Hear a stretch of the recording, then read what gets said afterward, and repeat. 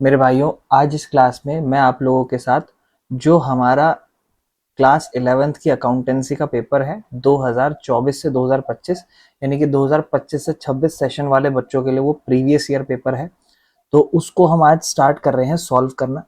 तो सबसे पहला जो हमें सेक्शन ए दे रखा है वहां पर हमें 20 एमसीक्यू दिए गए हैं और एक एक करके हमें ये एमसीक्यू को सॉल्व करना है, समझना है। ठीक है मेरे भाइयों, सबसे पहला क्वेश्चन हमें दिया हुआ है कि अकाउंटिंग कब स्टार्ट होता है। तो दो मन में सवाल आएंगे आपके कि जब बुक कीपिंग शुरू होती है तब अकाउंटिंग स्टार्ट होती है, बुक कीपिंग बंद होती है तब, क्योंकि बाकी के दोनों ऑप्शन तो गलत है। ठीक है ना। तो सी और डी ऑप्शन भी पढ़ लेते हैं। जब book where books are not maintain at all, book बताई बनाई नहीं जाती, ये तो कुछ समझ नहीं आ रहा क्या लिखा। और आफ्टर प्रिपेयरिंग फाइनल अकाउंट्स, मतलब फाइनल अकाउंट बनाने के बाद अकाउंटिंग होगी? नहीं, अकाउंटिंग में फाइनल पार्ट भी आता है, फाइनल अकाउंट्स भी आता है। तो अब सवाल है कि बुक कीपिंग एंड होने पे या बुक कीपिंग स्टार्ट होने पे कब हम अकाउंटिंग को स्टार्ट करते हैं।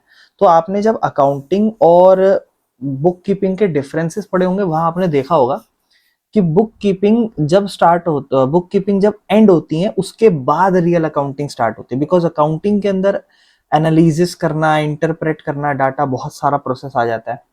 इसीलिए बुक कीपिंग जहां पर एंड होती है वहां पर अकाउंटिंग फिर स्टार्ट होती है। Bookkeeping is just an art of recording. Record करना it can be a part of accounting, but जब बुक कीपिंग एंड होती है तब ट्रू अकाउंटिंग स्टार्ट होती है। ठीक है, चलो।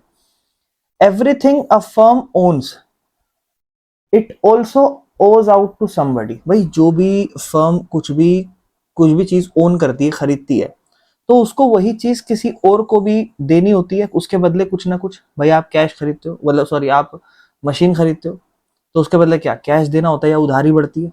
तो डुअल एस्पेक्ट होता है कि नहीं होता? क्लियर है? बस। Shri Ram college of commerce, SRCC, जो एशिया का कॉमर्स का सबसे नंबर 1 कॉलेज है पूरे इंडिया का ही, और कहता है ये नेचुरल पर्सनल अकाउंट है? बिल्कुल भी नहीं। आपको पता है पर्सन नहीं है। या फिर ये किसी को रिप्रेजेंट कर रहा है पर्सनल अकाउंट? इंटेंजिबल भी नहीं है। या फिर ये एक आर्टिफिशियल बनाई गई संस्था है? तो आप समझ गए होंगे एसआरसीसी एक बनाई गई आर्टिफिशियल पर्सनल अकाउंट संस्था है। कहता है इनमें से कौन सी एडवांटेज है पेटी कैश बुक की? तो पेटी कैश बुक भैया ऑब्वियसली मेन कैशियर का टाइम बचाता है, बिल्कुल सही बात है, और इसमें छोटे मोटे खर्चे आ जाते हैं। लेकिन ये कहीं ना कहीं कॉम्प्लेक्स थोड़ना है कॉम्प्लेक्स करता है पोस्टिंग? नहीं, ऑब्वियसली ये तो नुकसान हो गए ना। तो ये दोनों फर्स्ट और सेकंड इसके फायदे हैं, ऑप्शन है।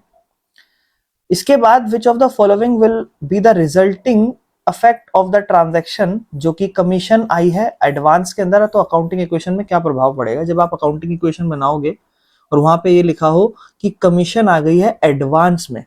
तो कमीशन आई है, इसका मतलब कैश प्लस हो गया, है ना, यानी कि it is a part of assets. लेकिन क्या आप अभी इसके हकदार हो? नहीं, एडवांस में आई है। तो कल को जब तक आप इसका काम पूरा ना करके दो तो वापस देना पड़ सकता है, यानी कि लायबिलिटी भी बढ़ गई। तो असेट्स प्लस हो गई और लायबिलिटी भी प्लस हो गई। Increase in assets, increase in liability. Withdrawal of cash from bank for office use is recorded in cash book. भाई कैश निकाल रहे हैं बैंक से ऑफिस यूज के लिए, पर्सनल यूज के लिए नहीं, बिजनेस के लिए। तो कैश निकल रहा है, तो कैश कम हो गया, बैंक प्लस हो गया, बैंक डेबिट हो जाएगा।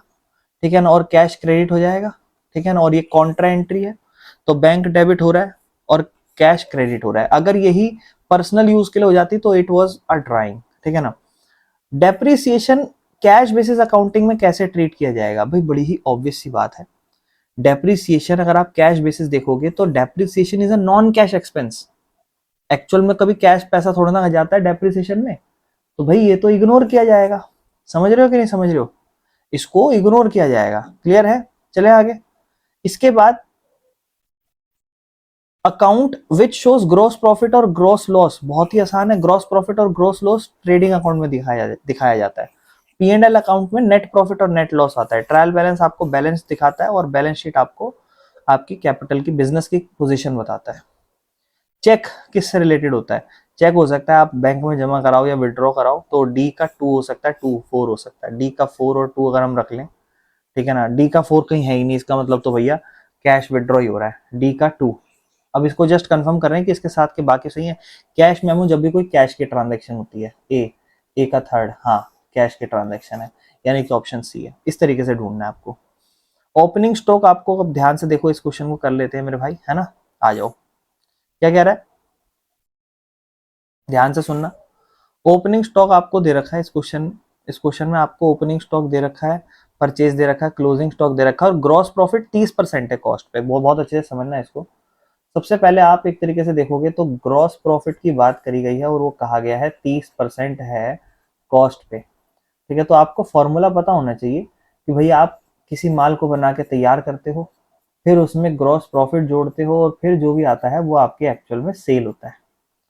और ग्रॉस प्रॉफिट आपका कॉस्ट पे ही निकाला हुआ है कि 30% है कॉस्ट पे, यानी कि कॉस्ट अगर 100 होगी तो ग्रॉस प्रॉफिट उसी का 30% होगा, यानी कि सेल जो होगी वो एक तरीके से 130% हो गई है।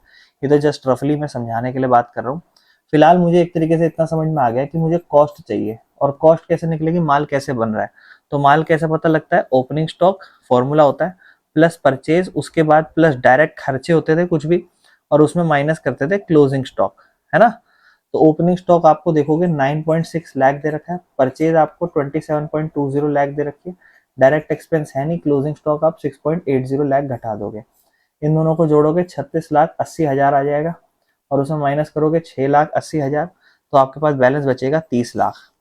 ये आपका माल इतने रुपए का बन के तैयार हुआ है, यानी कि आपकी कॉस्ट जो है वो 30 लाख है। अगर आपने देखा होगा तो आपको पता था कि कॉस्ट और उसमें ग्रॉस प्रॉफिट जोड़ोगे तो आपका सेल आएगा। उसने ग्रॉस प्रॉफिट ही मांगा है आपका, तो भाई कॉस्ट जितना भी है उसका 30% निकाल लो। 10% 3 लाख होगा, है ना। तो 30% हो जाएगा 9 लाख। ठीक है, that will be option A. Voucher क्यों रखा जाता है, एविडेंस है अकॉर्डिंग टू कौन सा, भाई कॉस्ट कंसेप्ट भी नहीं है, कॉस्ट से क्या लेना देना, मैचिंग कंसेप्ट भी नहीं, कोई चीज भी मैच नहीं करते, रेवेन्यू भी नहीं निकालते, ऑब्जेक्टिविटी कंसेप्ट, वेरी इंपॉर्टेंट, ध्यान रखना। ठीक है, चलें आगे। नेक्स्ट क्वेश्चन अगर हम ध्यान से देखें, कहता है सस्पेंस अकाउंट एक ऐसा अकाउंट है जिसके अंदर अमाउंट का डिफरेंस पता चलता है जो भी ट्रायल बैलेंस है टेम्परली प्लेस किया गया था, मतलब जनरली कुछ नहीं है। सस्पेंस अकाउंट एक ऐसा अकाउंट है जो जनरली कभी ट्रायल बैलेंस में डिफरेंस आता है। जो भी ट्रायल बैलेंस में कभी भी देखते हो आप, दो डेबिट और क्रेडिट मैच नहीं करते, कि कुछ एंट्री गलत गलत कर दी होती है हमने या नहीं लिखी होती हमने, तो उस वजह से अगर हम देखते हैं तो हम सस्पेंस अकाउंट बनाते हैं जो उसको टेम्परली निपटा देता है। कह रहा है suspense account is open to avoid any delay in the preparation of final account. अब वही सिंपल सी बात है, आपको फाइनल अकाउंट बनाना है, फाइनल अकाउंट बनाते हुए आप चाहते हो कोई अवॉइड या डिले ना हो, तो आप इसलिए जो भी गलती हो गई आपकी उसको सस्पेंस अकाउंट से बनाते हो। तो एसर्शन रीजन बिल्कुल ठीक है मेरे भाई, ठीक है। चलो आगे चलते हैं।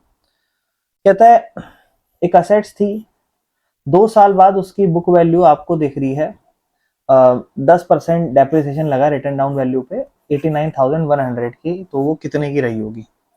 तो ये तो कैलकुलेशन वाला क्वेश्चन है भाई। 2 साल बाद, आफ्टर 2 इयर्स, वो जो मशीन है हमारी आज वो कितने की है, 89,100।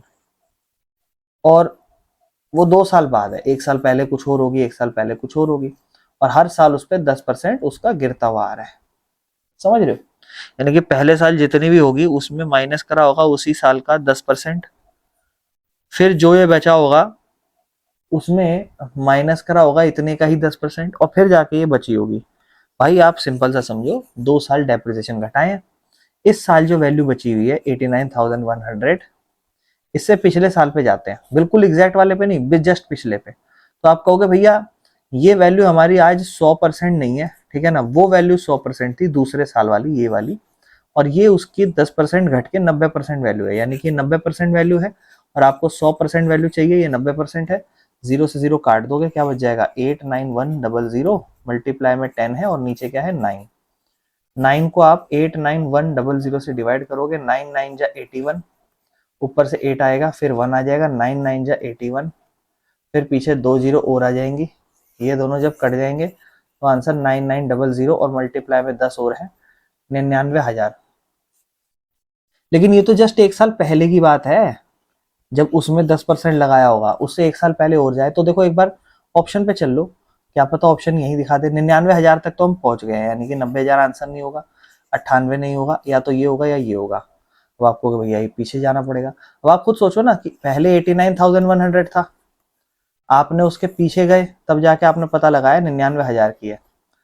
अब खुद सोचो 10% है भाई, इसका भी 10% कोई इतना छोटा मोटा वैल्यू तो होगा नहीं, लाखों में होगा वो तो लाखों में होगा। लाख का 10% भी निकालोगे तो कम से कम 10,000 तो आएगा ही, यानी कि ये वैल्यू कम से कम 10,000 11,000 तो जाएगी। तो वो 1,10,000 1,00,000 के आसपास आएगा, ना कि 1,05,000 के आसपास आएगा, 7 के आसपास, 1,10,000 ही इसका आंसर होगा। ठीक है, थोड़ा लॉजिक लगा के करना है मेरे भाई, ध्यान से सुनना। Next question, closing stock given inside the trial balance. ठीक है, अगर आपको सिर्फ ट्रायल बैलेंस में दे रखा है क्लोजिंग स्टॉक, तो वो सिर्फ एक ही साइड रिकॉर्ड होगा और वो साइड होगी asset side of balance sheet. ठीक है, अगर अगर एडजस्टमेंट में कभी भी दिया होता है तो हम दो साइड रिकॉर्ड करते हैं। एक साइड हम रिकॉर्ड करते हैं कहाँ पर, हमारे बैलेंस शीट में, और एक साइड पे हम उसको रिकॉर्ड करते हैं हमारे ट्रेडिंग अकाउंट में, क्रेडिट साइड पे। तो क्रेडिट साइड पे ट्रेडिंग अकाउंट में नहीं आएगा अगर एडजस्टमेंट में नहीं है, सिर्फ ट्रायल बैलेंस में तो सिर्फ एक ही जगह, क्योंकि क्लोजिंग स्टॉक स्टॉक है हमारा, हमारा कितना स्टॉक बच गया आज के टाइम पे उसको हम लिख देंगे। ठीक है ना, चलो। इंटरस्टेट, इंटरस्टेट मतलब आईजीएसटी की ट्रांजैक्शन कहीं पे नजर आ रही है आपको? यहाँ नहीं है, ठीक है ना, ये रही, और यहाँ पे भी नहीं है और यहाँ पे भी नहीं है, ऑप्शन बी। चलें, क्वेश्चन भी क्या पढ़ोगे, ऐसे देखते ही पता चल गया भाई। गुड्स रिटर्न कर दिए 2,500 के सोहन के द्वारा, और मिस्टर मोहन एक कस्टमर है और उसको एंटर करा परचेज रिटर्न किताब में। मतलब भाई गुड्स जब वापस करे ना हमने, 2,500 गुड्स वापस करे सोहन ने, एक कस्टमर था, और उसको हमने परचेज बुक में डाल दिया। तो एक कस्टमर था, ठीक है ना, आपको सामान वापस दे गया, तो सेल रिटर्न का केस है। सेल रिटर्न की सबसे पहले एंट्री क्या हुई होगी वो हम समझते हैं, सोहन के द्वारा क्या करी गई होगी। सेल क्रेडिट होती है तो सेल रिटर्न डेबिट हुआ होगा, तो sale return account debit to, जो सोहन को डेबिट कर रखा था आज सोहन को क्रेडिट कर देंगे 2,500 से।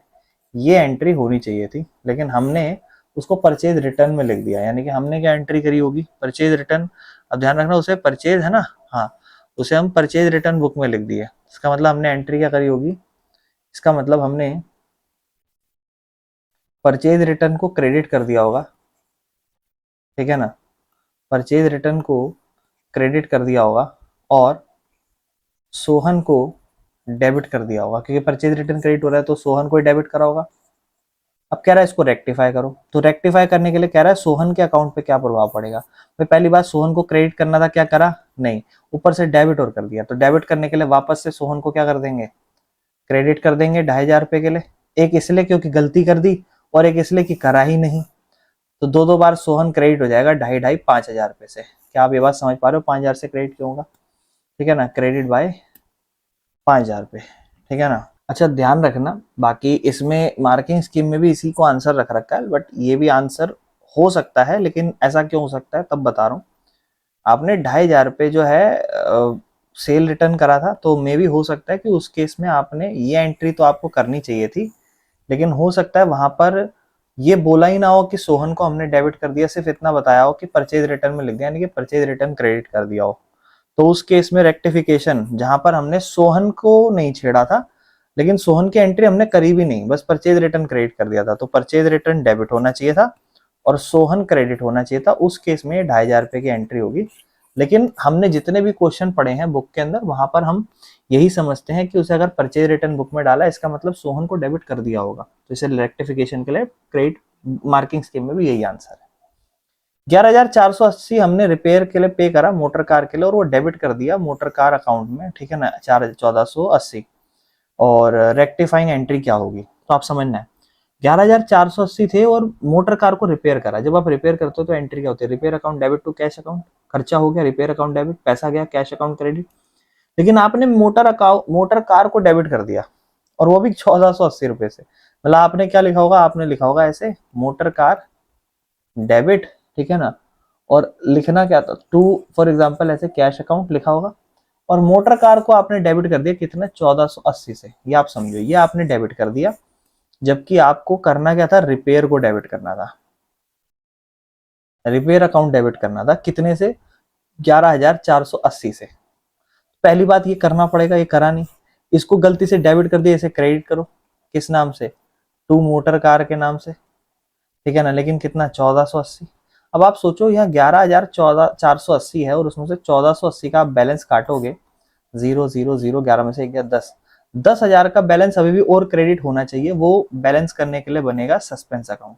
समझ रहे हो, तो ये एंट्री होनी चाहिए रेक्टिफिकेशन के लिए। तो देखें कहीं है क्या, बिल्कुल है, ऑप्शन सी। चलें बेटा आगे। नेक्स्ट, चेक इशू करा लेकिन प्रेजेंट नहीं करा पेमेंट के लिए, तो इससे क्या होता है, आपका बैलेंस एज पर पासबुक कम हो जाता है। भाई चेक आपने इशू कर दिया, चेक आपने इशू कर दिया, इसका मतलब जो आपकी कैश बुक होती है ना, कैश बुक, और एक तरफ होती है आपकी पासबुक। चेक इशू करा, इशू मतलब हमेशा कैश बुक से पैसा माइनस हो गया, लेकिन पासबुक में भी गया ही नहीं। तो पासबुक में गया नहीं, फॉर एग्जाम्पल कैश बुक से आपने 5,000 घटा दिए, ठीक है, या 50 रुपए घटा दिए, दोनों में 100 रुपए ऐसे रखे हुए थे, दोनों में 100 रुपए रखे थे, यहाँ से तो आपने घटा दिए, यहाँ पे आपका बैलेंस 50 होगा, लेकिन वहां से घटा ही नहीं, तो वहां तो अभी भी बैलेंस 100 रुपए दिखाएगा। तो आपको कह रहा है कि इससे होता क्या है, बैलेंस एज पर पासबुक जो है ना वो कम हो जाएगा, है।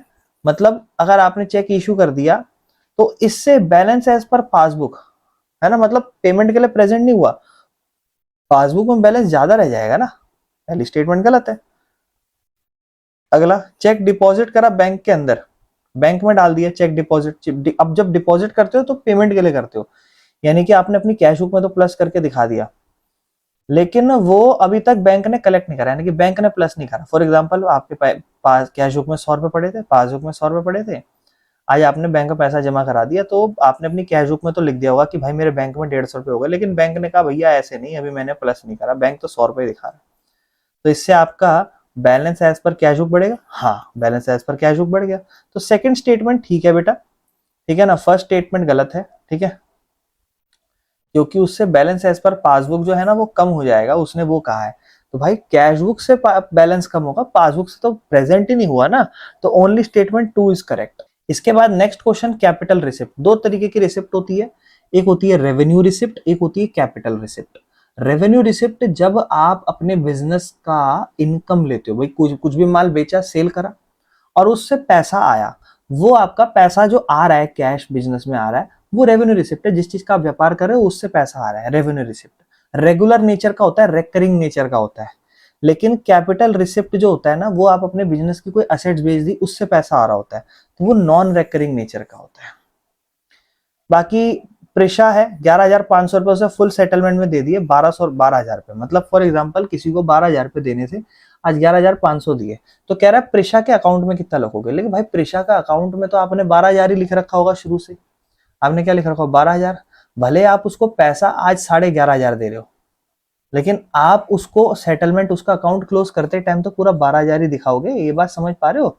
तो उसका अकाउंट तो भैया 12,000 से ही होगा। अब जब आप किसी को पेमेंट करते हो तो उसके अकाउंट में कहाँ आएगा, तो थोड़ा सोचो। भाई किसी को अगर आपने पेमेंट करी, एंट्री क्या होगी, प्रेशा को अगर आप पेमेंट कर रहे हो फुल सेटलमेंट में, पूरी एंट्री बताता हूँ, तो आपने प्रेशा को पहले डेबिट कर रखा होगा, आज प्रेशा क्रेडिट हो जाएगी, ठीक है ना, टू प्रेशा, प्रेशा पूरे 12,000 से होगी, ठीक है ना, माफ करना, प्रेशा को पैसा देना था तो हमारी क्रेडिटर थी, यानी कि प्रेशा को पैसा देना था, तो प्रेशा पहले हमारी क्रेडिटर थी, आज उसको पैसा दे दिया, तो प्रेशा जो है ना वो हमारी डेबिट हो जाएगी, क्योंकि आज उसे पैसा दे रहे हैं, यानी कि उसका अकाउंट क्रेडिट में कम हो जाएगा, यानी कि डेबिट हो जाएगा। और उसके बाद हमने पैसा भर दिया, तो पैसा हम 11,500 भर रहे हैं, लेकिन प्रेशा का अकाउंट 12,000 से खत्म होगा, तो डेबिट क्रेडिट में एक चीज और लिखोगे, डिस्काउंट रिसीव 500 रुपए, और ये हमारी एंट्री बैलेंस हो जाएगी। तो आपको कह रहा है प्रेशा का अकाउंट क्या होगा, तो भाई प्रेशा का अकाउंट 12,000 रुपए से डेबिट हो जाएगा, ठीक है। चलें आगे। असेट्स, अगर आप उधार में बेच दो, भाई संपत्ति, बिजनेस करते हो क्या असेट्स का, नहीं ना, तो सेल्स बुक में नहीं आएगी क्योंकि आप बेच रहे हो, परचेज बुक में तो आएगी ही नहीं, कैश बुक में भी नहीं आएगी, अगर वो कैश में बेच रहे होते तो आ जाती। जर्नल प्रॉपर, जहां पर ना तो कैश की ट्रांजेक्शन हो, ना सेल की, ना परचेज की, और ना ही, समझ लो। ये बढ़िया क्वेश्चन है, इसको गलत कर देते हैं लोग, ठीक है ना, ध्यान से सुनना। क्या कह रहा है, गुड्स की कॉस्ट थी, माल हमारा कितने रुपए का था, 35,000 रुपए का, ठीक है, और माया गुड्स कॉस्ट थी 30,000 रुपए, जो सप्लाई करा माया को, मतलब माया को बेच रहे हैं। प्रॉफिट 25% है सेल प्राइस का, मतलब जो भी सेल प्राइस है उसमें जो प्रॉफिट है ना वो 25% है ऑन सेल प्राइस, मतलब जितने का भी माल बेच रहे हो ना उतने पे आप 25% जोड़ रहे हो। माल आपका 80 रुपए में बना, लेकिन बेचा आपने 100 रुपए में, तो सेलिंग प्राइस क्या है ये, इस पे आप 25% प्रॉफिट कमा रहे हो, समझ रहे हो। लेकिन इसमें फिर आप डिस्काउंट भी दे रहे हो लास्ट में, कह रहा है इसमें डिस्काउंट भी है 5%, ठीक है ना। अगर आप देखोगे ध्यान से तो यहाँ पर डिस्काउंट भी है यहाँ पे, है ना, ये देखो यहाँ पर डिस्काउंट भी है 5%। तो सेल्स अकाउंट में कितना पैसा आएगा जरा बता दो, मतलब जब आप माल बेचोगे कितने का लिखोगे। अब आप समझो, बहुत ध्यान से समझना, मजेदार क्वेश्चन है। आप एक चीज समझो बेटा, एक सेकेंड, आप एक चीज समझो क्वेश्चन के अंदर कि एक तरफ आपका माल आज 30,000 रुपए का है, ये एक तरीके से कॉस्ट है माल की, 30,000 रुपए आपके माल की कॉस्ट है। इसको आप फिर बेचोगे, वो आपको नहीं पता आप इसको कितने में बेचोगे, लेकिन आपने जितना भी बेचा है ना, वो जो प्रॉफिट है ना, प्रॉफिट, वो इसी सेल का 30% है, सॉरी 25% है, इसी सेल का 25% है, इसी सेल का 25% है। आपको पता है कॉस्ट और प्रॉफिट इन सब का फॉर्मूला है, कहता है कॉस्ट में अगर आप प्रॉफिट जोड़ोगे तो आपको पता चल जाएगा सेल कितने की है। अब कॉस्ट के बारे में तो हमें जानकारी है 30,000 पे, लेकिन हमें पता है जो प्रॉफिट है ना वो 25% ऑन सेल ही है, यानी कि सेल को 100 रुपए मान लो, या फिर फॉर एग्जाम्पल ऐसा समझ लो कि, ध्यान से सुनना मेरी बात, जो आपको एक तरीके से रिलेट कर रही है चीजें, कि सेल हुई है मेरी फॉर एग्जाम्पल 100 रुपए की, तो प्रॉफिट 25% ऑन सेल है। इसका मतलब सेल अगर 100 रुपए की है तो प्रॉफिट 25% सेल का ही है, यानी कि प्रॉफिट 25 रुपए हुआ है एक तरीके से। उस हिसाब से अगर आप देखोगे तो आप कहोगे भैया इसका मतलब माल मेरा 75 रुपए का था। एक बार फिर से समझो, अगर आप सेल को 100 रुपए मान रहे हो, क्यों मान रहे हो, क्योंकि जो प्रॉफिट है ना मेरे भाई वो 25% है, लेकिन 25% किस पे है, सेल पे है, तो सेल को आप 100 वैल्यू मानो। जो जिस चीज का प्रॉफिट हो ना, जैसे प्रॉफिट ऑन कॉस्ट हो तो कॉस्ट को 100 रुपए मानो, तो 25% ऑन सेल है, मतलब सेल 100 रुपए है और उसका 25% प्रॉफिट है, यानी कि प्रॉफिट 25 रुपए हो रहा है। ठीक है, अब कॉस्ट आपको एक तरीके से खुद सोचो तो आपको पता है कॉस्ट में अगर हम प्रॉफिट जोड़ते हैं तो सेल आता है, सेल कितना रुपया, 100 रुपया, प्रॉफिट कितना रुपया, 25 रुपए, तो कॉस्ट कितने की आई होगी, 75 रुपए की। और 75 रुपए कहीं ना कहीं आपको क्वेश्चन में बोला हुआ है कि 75 रुपए इज योर 30,000 ना, 30,000 रुपए। अब आप खुद सोचो, आपको चाहिए क्या इसमें, सेल चाहिए, आपको चाहिए क्या, सेल चाहिए, 30,000 लिखो, चाहिए क्या, सेल, सेल कितना, 100 रुपए, डिवाइड बाय कितना, ये वैल्यू जो 30,000 है क्या है, कॉस्ट है 75, 25 के पाड़े में 4 नंबर पे, 25 के पाड़े में 3 नंबर पे, 1 नंबर पे, ये 10 नंबर पे, 4 धाम 40, इसका मतलब मेरे भाई 40,000 रुपए का सेल हुआ है। सेल कितने का हुआ है, 40,000 रुपए का। और आप खुद अगर ध्यान से सोचोगे तो उसने बोला था 25% प्रॉफिट है ऑन सेल पे, तो आप चाहो तो 25% निकाल लो 40,000 का, जो कि आ जाएगा 10,000, 10,000 रुपए का प्रॉफिट है 40,000 रुपए का माल बेचा, यानी कि लागत उसकी 30,000 रुपए थी। मुझे उम्मीद है आप इस क्वेश्चन को समझ गए होगे।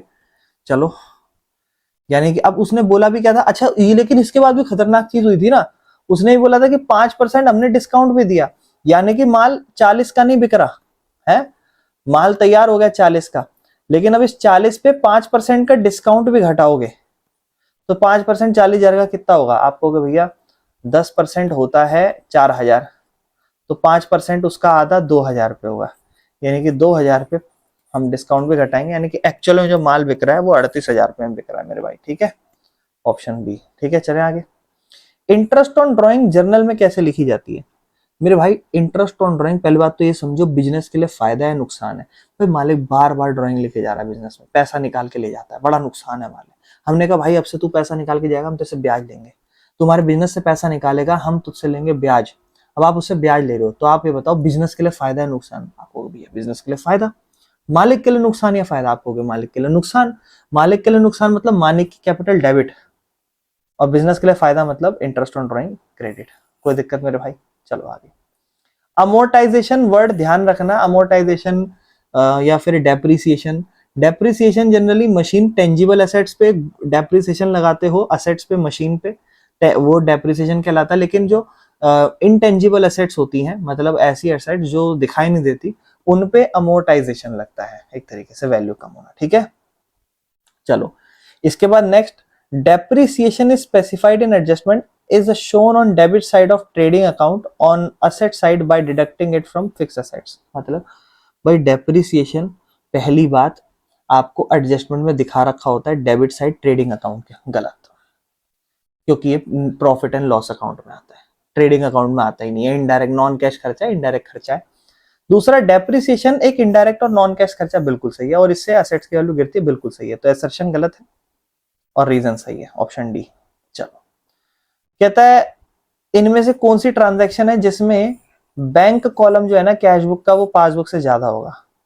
तो यानी कि ये हमारा कैश बुक है और कैश बुक के अंदर हमारा बैंक का कॉलम, और ये हमारा पासबुक है। ये पासबुक में तो बैंक कॉलम ही है। आपको कह रहा है कि कौन सी ट्रांजैक्शन ज्यादा बैलेंस दिखाएगी कैश बुक की एज कंपेयर टू पासबुक, मतलब ये वाला बैलेंस ज्यादा आना चाहिए।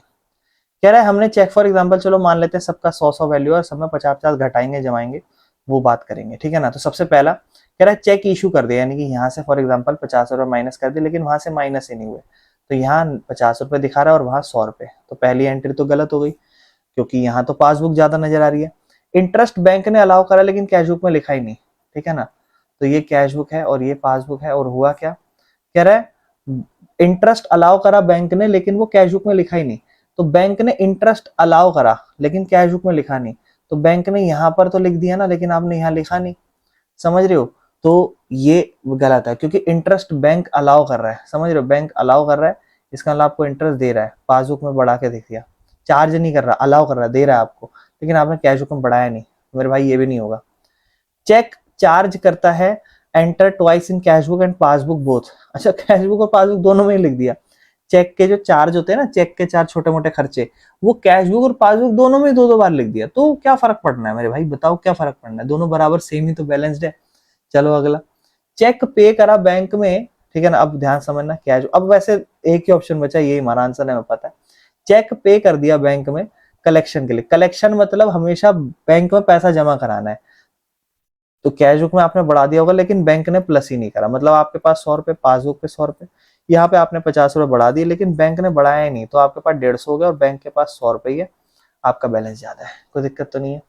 चलो, एक बैलेंस था सेल्स बुक का 90,000, ठीक है, और कहता है कि if 30,000 is recovered from debtor, 30,000 recover हुए डेटर से, तो what will be the balance in the sales book after recovery.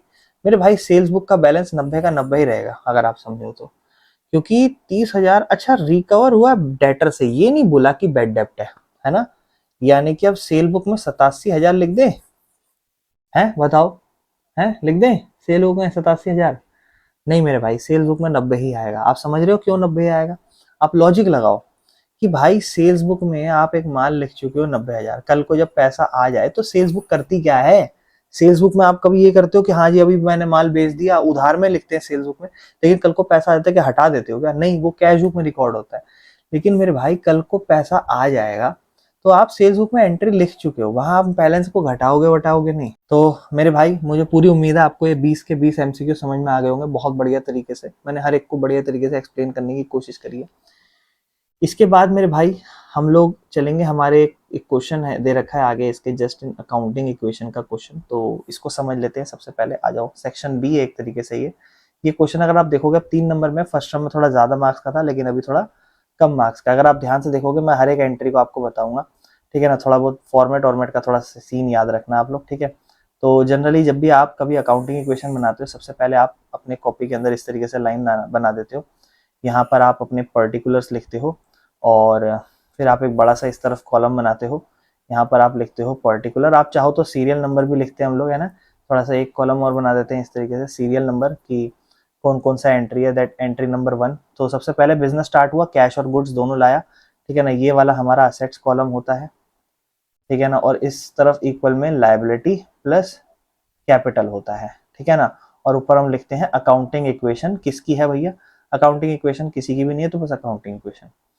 आनंद ने बिजनेस स्टार्ट करा 80,000 रुपए और 70,000 रुपए का गुड्स लाया, तो पहले आप लिख देना business start in with cash and goods, ये बात लिखना, ध्यान सुनना, business start with cash and goods. तो सबसे पहले यहाँ कैश आ रहा है मेरे भाई, कितने रुपए का कैश आ रहा है, 80,000 रुपए का कैश प्लस हो रहा है, ठीक है ना, और उसके साइड बाय साइड आप कहोगे भैया गुड्स प्लस हो रहे हैं, ठीक है ना। कितने रुपए से गुड्स प्लस हो रहे हैं, आप कहोगे भैया गुड्स आ रहे हैं 70,000 रुपए के, तो आप इसको लिखोगे कैश आ गया और गुड्स आ गया, दोनों असेट्स का पार्ट है, लायबिलिटी में कुछ बढ़ा नहीं, और मालिक की कैपिटल 1.5 लाख रुपए बढ़ गई। कैश आया, कैश प्लस गुड्स आया, गुड्स प्लस कौन लाया, मालिक लाया, कैपिटल प्लस। पहली एंट्री हो गई। फिर दूसरी एंट्री कहता है आधे गुड्स को 25% प्रॉफिट में मोहन को बेच दिया। वाओ, कितनी भयंकर एंट्री दे दिया है। तो मोहन को बेच दिया। मोहन भैया उधार में बेचा होगा, तो मोहन अब हमारा डेटर बन जाएगा। पहले तो ये बात समझो। अब आधे गुड्स 70,000 के गुड्स है, 35,000 पे गुड्स बेचे, लेकिन 25% प्रॉफिट पे। पहले आप समझो 35,000 रुपए है, ठीक है ना। इसका 25% मतलब 1/4 हिस्सा, ठीक है ना। 25% इसका 1/4 हिस्सा अगर हम निकालेंगे, 4 अट्ठे 32, ठीक है ना। उसके बाद 3 बचेगा, 4 सत्ते 28, ठीक है ना। उसके बाद मेरे ख्याल से 8,750, 35,000 रुपए के गुड्स, आधे गुड्स 8,750 रुपए के प्रॉफिट के साथ 0 5 7 8 और 5 13, 3 और 1 4, 43,750 रुपए में बेच दिए गए हैं। तो कैश तो मेरे भाई 0 प्लस हो रहा है, क्योंकि पैसा कुछ आ ही नहीं रहा। ऊपर से गुड्स जा रहे हैं हमारे, गुड्स बेटा 35 के ही जाएंगे आधे के, लेकिन कल को मोहन हमें 43,750 रुपए यानी कि 8,000 रुपए हमें कल को मोहन भैया एक्स्ट्रा रुपया देंगे, जो कि हमारा प्रॉफिट हो गया, कहीं ना कहीं फायदा हो गया, हमारी एंट्री क्लोज हो जाएगी। यहाँ पर मोहन की जगह 0 कर देना। आपके पास अब कैश रह गई है 80,000 रुपए की, माल बचा है 35 का, और कल को मोहन बाबा से हमारे डेटर है 43,750, 0 प्लस 1,58,750। विड्रॉ कर लिया कैश पर्सनल यूज के लिए, कैश माइनस 20,000 रुपए, ठीक है ना। और उसके बाद यहाँ पे थोड़ा सा 1 मिनट के लिए इसको ठीक कर लेते हैं। विड्रॉ कर लिया मेरे भाई कैश, ठीक है ना। और कैश गया, कैश माइनस मालिक ले गया, कैपिटल माइनस, ठीक है ना। ये पूरी एंट्री लिखनी पड़ेगी यहाँ पर। अच्छा, ये जो हमने बनाई थी इसे न्यू इक्वेशन कहते हैं, ये ध्यान रखना यहाँ पर। इसे ये जो पूरा फॉर्मेट दोबारा बना था न्यू इक्वेशन थी, और वो आपकी सेकंड एंट्री आप पूरी लिखोगे क्या कि sold half goods at 20% profit to Mohan, इस तरीके से। अभी फिलहाल आपके पास कैश 60 रह गया है, बैंक 35 रह गया है, कल को पैसा 43,750 लेना है, 0 है, और यहाँ पर 20 घटा देना तो 1,38,750, और ये आपका अकाउंटिंग इक्वेशन खत्म हो गया है। इसके बाद ऐसे करके आप अकाउंटिंग इक्वेशन खत्म कर सकते हो। यहाँ डबल लाइन डालनी है छोटी सी, और इस तरफ से यहाँ पे आपका अकाउंट यहाँ पर आके खत्म हो गया मेरे भाई। तो मुझे उम्मीद है आपको समझ में आ गया होगा। एक बार मार्किंग स्कीम से चेक कर लेते हैं क्या हमारी सारी एंट्री सही है। बिल्कुल ऑब्वियसली सारी एंट्री सही है, और देखो किस तरीके से फॉर्मेट में करा गया मेरे भाई। मुझे उम्मीद है आपको हर एक पार्ट इसको अच्छे से समझ में आ गया होगा। भाई ध्यान से सुनो, मैंने पेपर में यहाँ तक क्वेश्चन डिस्कस कर दिए हैं, ठीक है। तो एक बार देख लेना है इसका, ठीक है। इसके बाद मैं आप लोगों के साथ अब नेक्स्ट क्वेश्चन डिस्कस कर रहा हूँ, जहाँ पर कह रहा है जनरल एंट्री बताओ। ये आपको already fill in the blanks type question दे रखा है। अब अपने को सोचना है कि इसको करना कैसे है, ठीक है। बहुत ज्यादा ध्यान से समझना, इसको बढ़िया तरीका है करने का। भाई नरेशन में क्या कह रहा है, कह रहा है लिस्ट प्राइस था 8,000 रुपए, ठीक है ना। लिस्ट प्राइस था 8,000 रुपए, परचेज करा 20% ट्रेड डिस्काउंट और 5% कैश डिस्काउंट लिया। 8,000 का 20% पहले निकाल लेंगे, 1,600 रुपए आपने 8,000 का 20% निकाल लिया, 1,600 रुपए घटाओगे 6400 रुपए बचेगा। यानी कि ट्रेड डिस्काउंट पहली बात आप जनरल में कभी भी नहीं दिखाते, एक्चुअल में आपका गुड्स 6400 रुपए का है। फिर इसको आप अगर पेमेंट कर भी रहे हो कैश में तो 5% कैश डिस्काउंट लोगे, तो इसका 5% 128 आएगा, 320, यानी कि 6,080 रुपए का तो पेमेंट करना है आपको, और 320 का आपको डिस्काउंट मिलेगा। एंट्री होगी इसकी, ध्यान समझना। अब आप गुड्स खरीद रहे हो तो एंट्री लिखोगे आप परचेज अकाउंट डेबिट टू पैसा भर दिया, और टू डिस्काउंट रिसीव। गुड्स कितने खरीदे, 6,400 के, कैश कितनी पे करी 80, और 320 का क्या ले लिया। पहली एंट्री क्लियर है, कोई दिक्कत तो नहीं। चलो नेक्स्ट एंट्री। प्लांट खरीद लिया 1,00,000 रुपए का, और उसमें चार्ज लग गए 2,000 रुपए के। Plant account debit to cash account या फिर बैंक अकाउंट, कोई दिक्कत है, 1,00,000 2,000 रुपए दोनों अमाउंट आ जाएगी। समझ में आ गया मेरे भाई। अगला कह रहा है dash account debit to dash account, 40 paise per rupee receive from the state of Mohan, जो इंसॉल्वेंट हो गया, दिवालिया निकल गया, जिसको 7,500 रुपए देने थे। 7,500 रुपए देने थे एक बंदे को, ठीक है ना। वो 7,500 रुपए में 40 पैसे दे पाएगा 1 रुपए में, 1 रुपए में, समझ रहे हो भाई। 7,500 का 40 पैसा यानी कि 40% कह दूं एक तरीके से। 1 रुपए का 40 पैसा मतलब 40%, कितने में 7.5 में, 0 से 0 कटा, 0 से 0 कटा, 4 0 या 0, 4 पंजे 20, 4 सत्ते 28 और 2 30, यानी कि वो टोटल कितना पैसा दे पाएगा, 3,000 दे पाएगा। 7,500 देने थे, और कितना नहीं दे पा रहा, 4,000 रुपये नहीं दे पा रहा और 3,000 रुपये दे पा रहा है, तो उसने बोला है कि एंट्री करो इसकी। अब मेरी बात ध्यान से समझो, कौन था ये? मोहन था। ये आपका डेटर था एक तरीके से, इसको ऑलरेडी आपने डेबिट कर रखा था, अब ये नहीं पैसा दे पा रहा। मोहन डेटर है हमारा, मोहन डेटर में बढ़ता है तो आज तो वो पैसा नहीं दे पाएगा, 2 मोहन हो जाएगा। लेकिन हुआ क्या है भाई, कुछ पैसा आ गया और कुछ पैसा नहीं आया, ठीक है, क्योंकि उसने बोला रिसीव्ड है पैसा। तो पहले बैंक लिख दो या कैश लिख दो, बैंक अकाउंट या कैश अकाउंट डेबिट, कितना रुपया? 3,000 रुपये वो दे पाएगा, और जो नहीं दे पाएगा वो क्या हो गया? बैड डेप्ट अकाउंट डेबिट, कितना रुपए? और टोटल मोहन से 7,500 लेगा। कोई दिक्कत है मेरे भाई? समझ में आ गया? नेक्स्ट एंट्री, बस इतनी थी इसमें, 3 नंबर का क्वेश्चन है। कोई दिक्कत मेरे भाई? Fill in the blanks type question आएगा, बहुत ही लल्लू है, आसानी से कर लोगे, ठीक है। जीएसटी को भी पढ़ लेना अच्छे से। कहता 3 फायदे बताओ accrual basis of accounting, cash basis को भी पढ़ लेना, दोनों का डिफरेंस भी पढ़ लेना, बहुत ज्यादा इंपॉर्टेंट है। एक क्वेश्चन पक्का इससे आ रखा है, और उसके बाद कंपाउंड वाउचर्स और उसके टाइप्स पूछ रहा है। तो मेरे भाई इसको मैंने अभी आंसर निकाले हैं, तो मैं उसके आपको इसको एक्सप्लेन करता हूँ, ध्यान से समझना। ये तो सबसे पहला फायदे क्या है अक्रूवल बेसिस ऑफ अकाउंटिंग, इस पीडीएफ को मैं सेंड भी कर दूंगा, अभी आपको देख लेना।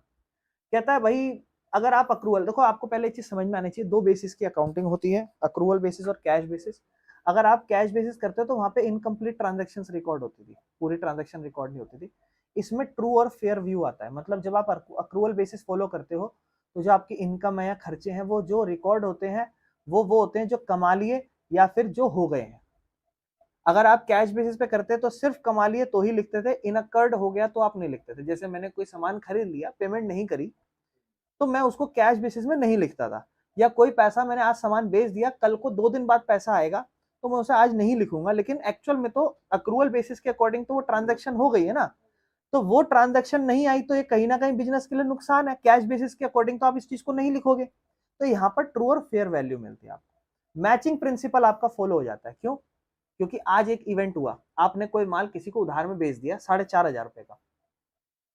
अब आप किसी को 4,500 रुपए का अगर माल बेच रहे हो, क्या पैसा आ रहा है? नहीं, पैसा आना है फॉर एग्जाम्पल 1 महीने बाद, लेकिन ट्रांजेक्शन तो हो गई है। अगर आप ये दिखाओगे कि माल तो चला गया लेकिन पैसा नहीं आया, तो क्या बैलेंस मैच करेगा? नहीं। लेकिन आप उसको अगर अक्रूवल बेसिस पे करोगे तो क्या दिखाओगे? माल तो चला गया लेकिन कल को पैसा आएगा, डेटर बढ़ा के लिख दोगे। मैचिंग प्रिंसिपल, चीजें मैच कर रही है, और ये डिसीजन लेने के लिए ज्यादा बढ़िया है। क्यों? क्योंकि ये करेक्ट आपको फाइनेंशियल इंफॉर्मेशन देगा, आपकी मैनेजमेंट बढ़िया रहेगी, इन्वेस्टर और बैंक जो है ना वो बेहतर डिसीजन ले सकेंगे कि आपको लोन देना चाहिए कि नहीं। और ये लीगली एक्सेप्ट भी है, आपका जो अकाउंटिंग स्टैंडर्ड है या कंपनी एक्ट है ना, वहां पर ज्यादातर बिजनेस इसी मेथड को फॉलो करते हैं।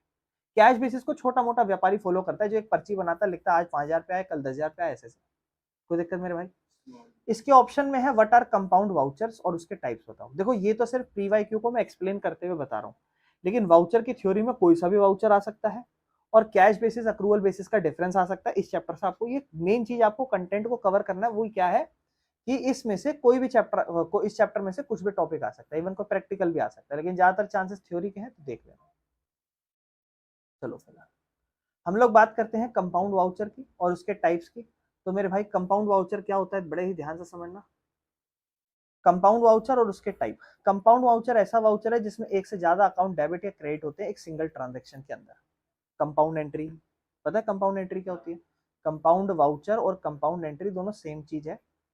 कंपाउंड एंट्री जर्नल एंट्री होती थी, ऐसी एंट्री जहां पर एक के साथ साथ 2 चीज डेबिट हुई हो या 2 चीज क्रेडिट हुई हो, इस तरीके से। समझ रहे हो मेरे भाई? कोई दिक्कत है? जैसे कोई अभी आपने ऊपर ट्रांजेक्शन पढ़ी थी, कैश अकाउंट डेबिट, बैड डेप्ट अकाउंट डेबिट टू मोहन, ये कंपाउंड एंट्री थी। ऐसे कंपाउंड वाउचर क्या है, एक ही ट्रांजेक्शन के अंदर एक या एक से ज्यादा डेबिट और क्रेडिट हो रखा हो, वो कंपाउंड वाउचर होता है। कोई दिक्कत? इसके बाद टाइप्स क्या होते हैं कंपाउंड वाउचर के? एक होता है कॉन्ट्रा वाउचर, कैश और बैंक की ट्रांजेक्शन। बताओ कोई दिक्कत है? कैश और बैंक की transaction, Contra entry cash book में, तो ऐसे कॉन्ट्रा वाउचर होता है। एक होता है journal voucher, non cash transaction के लिए रिकॉर्ड होता है। जर्नल प्रॉपर को याद करो, ठीक है ना, या तो बैड डेप्ट हो जाए, डेप्रिसिएशन हो जाए, ठीक है ना, बस खत्म, कोई दिक्कत? 2 वाउचर होते हैं इसके अंदर, कॉन्ट्रा वाउचर और जर्नल वाउचर। मेरे भाई कोई दिक्कत है बोलो? है? ठीक है, चलो नेक्स्ट। सबसे पहले आपको कहता है कि इन्हें बताओ कौन सा कैपिटल एक्सपेंडिचर है, कौन सा रेवेन्यू एक्सपेंडिचर है? बेटा कैपिटल एक्सपेंडिचर बताओ क्या होता है?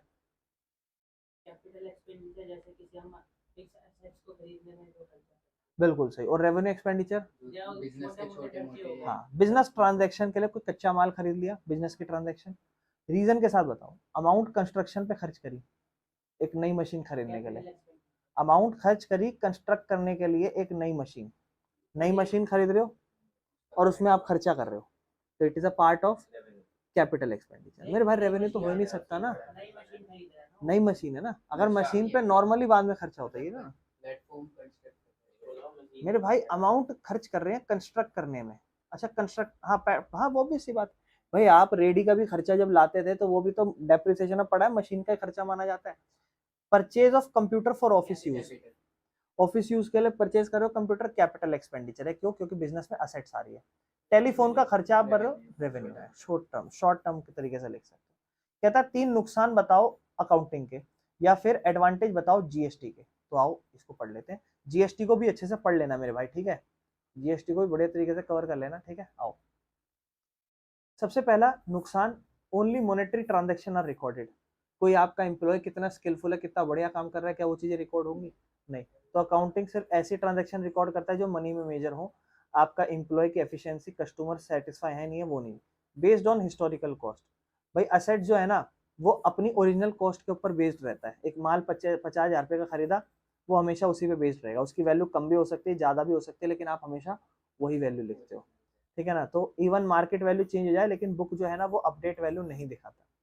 इग्नोर करता है प्राइस लेवल चेंज। भाई अकाउंटिंग के अंदर कोई महंगाई हो जाए या रियल प्रॉफिट जो है ना वो सही से नहीं दिख पाता कभी कभी। क्यों? क्योंकि अगर महंगाई हो गई, क्या महंगाई दिखाएगा?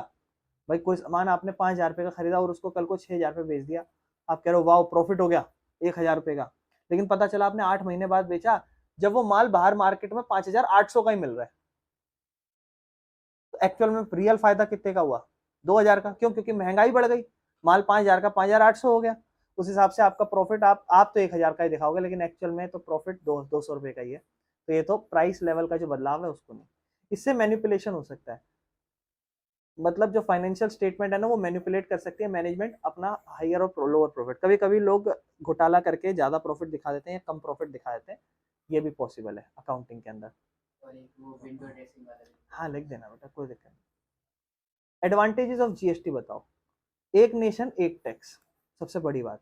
क्योंकि वैट हर देशों में, हर सिटी के अकॉर्डिंग अलग अलग लोग टैक्स लगाते थे, अलग अलग चीजें चलती थी। जीएसटी ने सारे इनडायरेक्ट टैक्स जैसे कि वैट हो गया, सर्विस टैक्स हो गया, एक्साइज हो गया, ये सबको हटा के एक एक नेशन एक टैक्स लगा दिया हर जगह। रिमूवल ऑफ कैस्काडिंग इफेक्ट, कैस्केडिंग या कैस्काडिंग इफेक्ट। शुरुआत में टैक्स जो है ना वो टैक्स पे लगता था, मतलब टैक्स पे भी टैक्स लगता था। टैक्स भर रहे हो उस पर भी टैक्स लग जाता था, कुछ कुछ अमाउंट अगर ज्यादा एक्सीड कर जाती थी तो जीएसटी अलाउ करता है इनपुट टैक्स क्रेडिट को, डबल टैक्सेशन अवॉइड हो जाता है। मतलब जीएसटी सिर्फ इनपुट टैक्स क्रेडिट पे लगता है, इससे डबल, बस इतना समझ लो, डबल टैक्स नहीं लग पाते।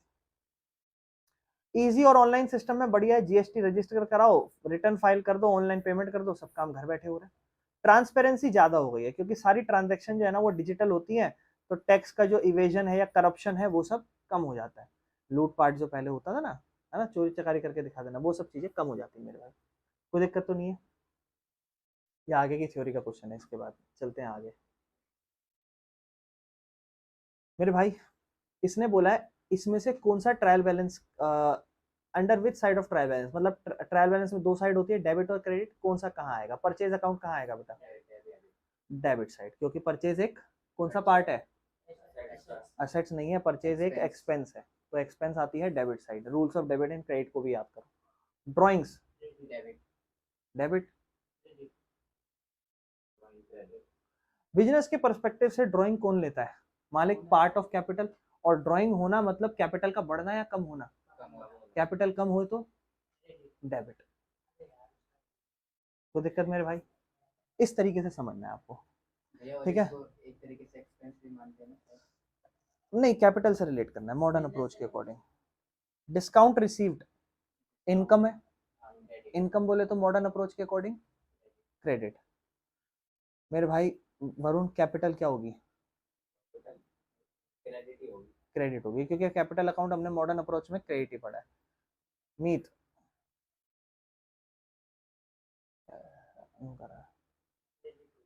डेबिट होगा बेटा, बिल्डिंग असेट्स होती है, असेट्स हमेशा बढ़े तो डेबिट। ट्रेड रिसीवेबल भी क्या होगा, क्योंकि ये भी असेट्स है। 3 नंबर मेरे भाइयों, पेपर का लेवल देख रहे हो, पूरी कोशिश करो ज्यादा से ज्यादा नंबर लाने की, कोई बहुत बड़ा महापहाड़ जैसा पेपर नहीं पिछले साल का। ये वाला क्वेश्चन ऑलरेडी मैंने कल समझा दिया था, आप लोगों ने कर लिया था, जस्ट फॉर फॉर्मेलिटी मैं आपको करा रहा हूँ ये क्वेश्चन, ठीक है ना। एक सेकंड, क्वेश्चन की जानकारी पढ़ते हैं और देखते हैं क्या सीन है इसके अंदर। सबसे पहले अगर आप देखोगे तो आपको कहा गया है कि डेटर 91,000 है, प्रोविजन फॉर डाउटफुल डेप्ट 5,000 है, इसके बाद और बेड डेप्ट हो गए 1,000 के, और आपको सन्डे डेटर। अब मैं तो आपको बढ़िया से बढ़िया लेवल का कंसेप्ट सारा समझा चुका हूँ, एक बार फिर भी जाने से पहले उस वीडियो को एक बार जरूर देख लेना मेरे भाई, आज सारी पब्लिक कर देना। और अभी मैंने ऑलरेडी एक डाली है, अभी मैंने ऑलरेडी एक अकाउंटिंग की डाली है, कल रात को मैं एमसीक्यू डिस्कस करें, मैं इसके आगे सारा डिस्कस कर रहा हूँ, फिर एक रात की क्लास में मैं डिस्कस करूंगा, तो ये पूरा डाल देना, ठीक है ना। अभी जितना भी मैं रिकॉर्ड कर रहा हूँ इस क्लास, मेरे भाई अब आओ इस क्वेश्चन को करते हैं। कह रहा है उसने कैसा फाइनल अकाउंट में जो है चीजें दिखेंगी, आपको ये बताना है कि फाइनल अकाउंट में कैसे चीजें दिखेंगी। फाइनल अकाउंट मतलब ट्रेडिंग, प्रॉफिट एंड लॉस, और उसमें तो आप दो तरीके के अकाउंट बनाओगे। सबसे पहले एक तरीके का बनाओगे प्रॉफिट एंड लॉस, क्योंकि आपको पता ही है उसके अंदर ही आएंगे। प्रॉफिट एंड लॉस में आपने लिखा होगा पर्टिकुलर अमाउंट, पर्टिकुलर अमाउंट, और ये आपका प्रॉफिट एंड लॉस अकाउंट है फॉर द ईयर एंडेड आप लिखते हो। फिर दूसरी तरफ आप इसको डालते हो बैलेंस शीट के अंदर, जहां पर एक तरफ आपकी लायबिलिटी होती है और दूसरी तरफ आपकी असेट्स होती है, और यहाँ आप लिखते हो बैलेंस शीट एज ऑन करके। सबसे पहला आपको कहता है सन्ड्री डेटर 91,000 रुपए के हैं, सन्ड्री डेटर 91,000 रुपए के हैं, और इसके साइड बाय साइड कुछ एडजस्टमेंट भी है। तो यहाँ पर आप सबसे पहले यहाँ सन्ड्री डेटर लिख दोगे मेरे भाई, ठीक है ना। सन्ड्री डेटर को आप लिखोगे यहाँ पे 91,000, 91,000। दूसरी तरफ आपने 5,000 रुपये इकट्ठा कर रखा है, तो पहले आप इसकी एंट्री करो कि 5,000 रुपये आपने इसलिए इकट्ठा करा है कि भाई कल को कुछ नुकसान होंगे उनको मैं चुकाऊंगा, तो आपका एक्स्ट्रा बेड डेप्ट 1,000 रुपये का और हो गया। और उसके साइड बाय साइड आपको डाउटफुल डेप्ट भी है, अभी आपके डेटर 91,000 है, उसमें आपको एडिशनल इन्फॉर्मेशन के अंदर है ये 1,000, तो दो जगह रिकॉर्ड होगा, यानी कि डेटर से भी माइनस होगा 91,000। अब आपके पास डेटर एक्चुअल में 90,000 के बचेंगे, क्योंकि ये पैसा आने ही नहीं वाला। अब इन पे आपको 5% पे डाउट है, तो 5% इसका 4,500 होगा 90,000 का, जो कि आप माइनस करोगे 85,500 रुपये आपका बचेगा, यानी कि अब आपके डेटर 85,500 के हैं। और टोटल आपका 1,000 रुपये का बेड डेप्ट का खर्चा हुआ और 4,500 रुपये आपको डाउटफुल का खर्चा हुआ, टोटल अमाउंट आपका 5,500 बन चुका है। यानी कि आपका खर्चा 5,500 रुपये है टोटल खर्चा। ये टोटल खर्चा आपका 5,500 है, लेकिन आपने पैसा जोड़ रखा है इनकम के लिए, प्रोविजन के लिए 5,000। अगर आप क्वेश्चन को पढ़ोगे, आपने इकट्ठा 5,000 करा है, लेकिन आपका खर्चा 5,500 है, यानी कि आपका खर्चा ज्यादा है। तो आप इसको ट्रेडिंग के अंदर, जो प्रॉफिट एंड लॉस अकॉर्डिंग के अंदर, उसके अंदर आप इसे डेबिट साइड पे लिखोगे। सबसे पहले क्या लिखोगे, आपके जो खर्चे हैं, सबसे पहले आपका खर्चा हुआ टू बेड डेप्ट कितना, 1,000 रुपये। उसके बाद टू प्रोविजन फॉर डाउटफुल डेप्ट कितना, 4,500 रुपये। फिर आपका टोटल खर्चा हो गया 5,500 रुपये का, लेकिन आपने उसमें से माइनस करना है प्रोविजन जो आपने इकट्ठा कर रखा था 5,000 रुपये का, और फिर आपका जो नेट बैलेंस बचेगा वो 500 रुपये बचेगा। ये इस तरफ ट्रांजेक्शन रिकॉर्ड हो जाएगी मेरे भाई। लेकिन अगर आप दूसरी तरफ देखोगे बैलेंस शीट, वहां पे आपने 91,000 लिखा, उसमें से आप 1,000 रुपये का बेड डेप्ट घटाओगे, 90 बचेगा मेरे भाई। और उसके बाद 90 में से आप 5,500 सॉरी 4,500 रुपये घटाओगे, तो 85,500 का आपका बैलेंस बचेगा। ये आपको पूरा करके दिखाना है मेरे भाई, कोई दिक्कत तो नहीं है। 3 नंबर में कुछ इस तरीके से ट्रांजेक्शन को रिकॉर्ड करना होगा। 4 नंबर है मेरे भाई ये, बिल्कुल। फॉर्मेट बड़ा थोड़ी ना है, कुछ भी नहीं है, तो छोटी छोटी दो चीजें करनी है भाई। 4 नंबर है, 4 नंबर का तो अकाउंटिंग इक्वेशन आया करता था,